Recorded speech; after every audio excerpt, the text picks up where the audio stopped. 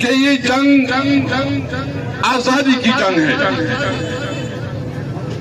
ہم عمران خان کے ساتھ ہیں تھے اور آخری دم تک ہوں گے انشاءاللہ تعالی.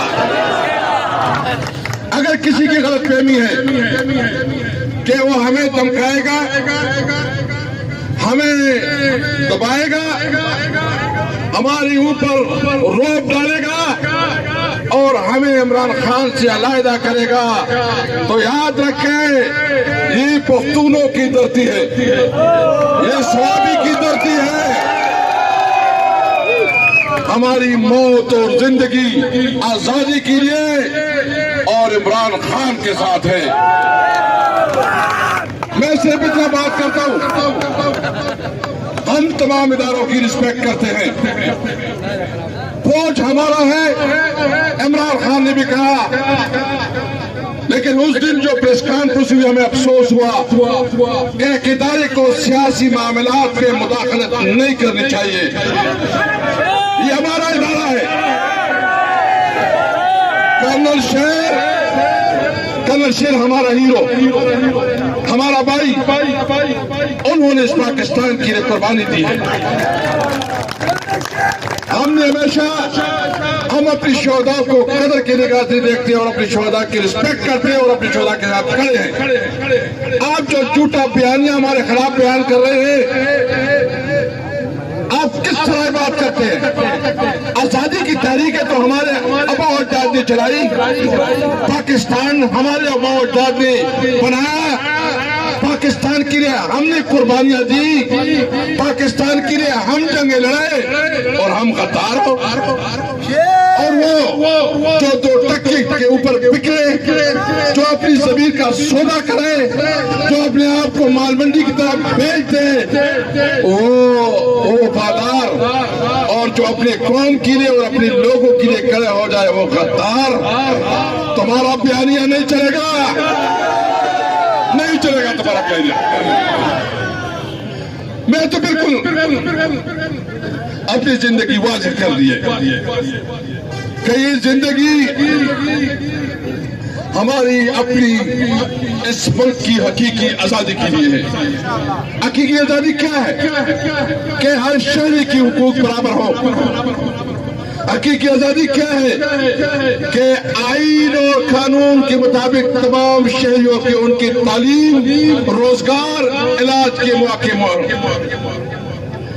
ویسے میں پوچھنا چاہتا ہوں کہ اس وقت جو پارلیمنٹ ہے، پارلیمنٹ میں عوام نے مینڈیٹ طارق انصاف کو دیا اور وزیر اعظم شہباز شریف بن گیا. عوام نے مینڈیٹ پنجاب میں طارق انصاف کو دیا اور وزیر اعلیٰ والی بن گئی، جنرل والی بن گئی.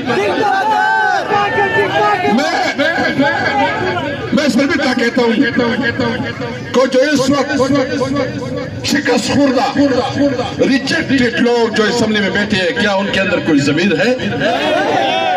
عوام نے آپ کو مسترد کیا ہے، عوام نے آپ کو ریجیکٹ کیا ہے اور آپ ادھر اسمبلی میں بیٹھے ہیں. کوئی ٹائی لگا کے وزیر بنا ہوا ہے، کوئی چیف منسٹر بنا ہوا ہے اور کوئی پرائم منسٹر بنا ہوا ہے. شرم کرو، شرم کرو. اور تم سمجھتی ہو اور ہمیں کہتے ہو ہمارے ساتھ مذاکرات کرو. وہ تم کون ہو؟ وہ تم تو اجنبی ہو اسمبلی میں، وہ تمہارے ساتھ کیا مذاکرات کریں گے؟ آپ کے پاس مینڈیٹ نہیں ہے، مینڈیٹ طارق انصاف کے پاس ہے. اور آپ کہتے ہیں، ابھی آپ کہتے ہیں کہ یہ انتشاری ٹولہ ہے، انتشار پہ لاتے ہیں. میں کہتا ہوں کہ جن کو آپ نے لائے ہیں اور جس طرح سے وہ بیٹھے ہیں وہ انتشاری ٹولہ ہے. ان کے پاس نہ ضمیر، نہ حیا، نہ شرم ہے. کس شرم اور کس حیا کی بنیاد پہ بیٹھے ہیں؟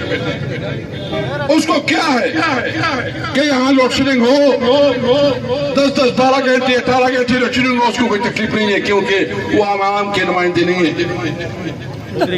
بجلی کے بل بڑھے، عوام کی استعداد نہیں ہے کہ بجلی کے بل پے کرے، ان کو کوئی تکلیف نہیں ہے کیونکہ وہ عوام کے نمائندے نہیں ہیں. اور جو سب سے بڑا سکینڈل ہوا گندم کا سکینڈل، اور آپ کو پتہ ہے کیا گندم کا سکینڈل؟ یعنی آپ دیکھ رہے ہیں کہ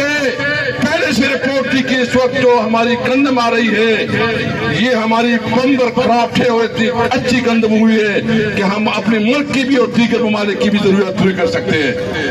اور اس کے غریب بل بھی جو ہے نا $1 کا $1 بلین کا قدم بنایا گیا یوکرائن سے. اور اس کی کوالٹی کیا ہے؟ وہ چوکر سے زیادہ پتھر ہے اس کی کوالٹی. کسانوں کے ساتھ ظلم کیا گیا. آپ اپنے کسان کو قیمت نہیں دیتے, اس کو ریٹ نہیں دیتے. ابھی کیا کریں گے؟ جو پورے پاکستان کے کسان ہیں وہ اپنے گندم کو کدھر لے کے جائیں گے؟ یہ اس حکومت نے ڈاکہ ڈالا ہے. شہباز شریف اور ان کی کمپنی یہ نگران حکومت کے اوپر الزام لگا رہے ہیں اور نگران حکومت ان کے اوپر الزام لگا رہے ہیں. ایک ہی ٹیم ہے. شہباز شریف تم نے اگر تم کہتے ہو کہ نگران حکومت نے کیا ہے تو اس کی انتخاب بھی تم نے کیا تھا اور تمہارے ایک اپوزیشن لیڈر نے کیا تھا. تم ذمہ دار ہو اس کے. تمہیں نہیں چھوڑیں گے اگر تمہارا خیال ہے کہ تم نکل جاؤ گے. یہ عوام کا غضب تمہیں نہیں چھوڑے گا انشاءاللہ تعالی. اور اس کے ساتھ دوسرا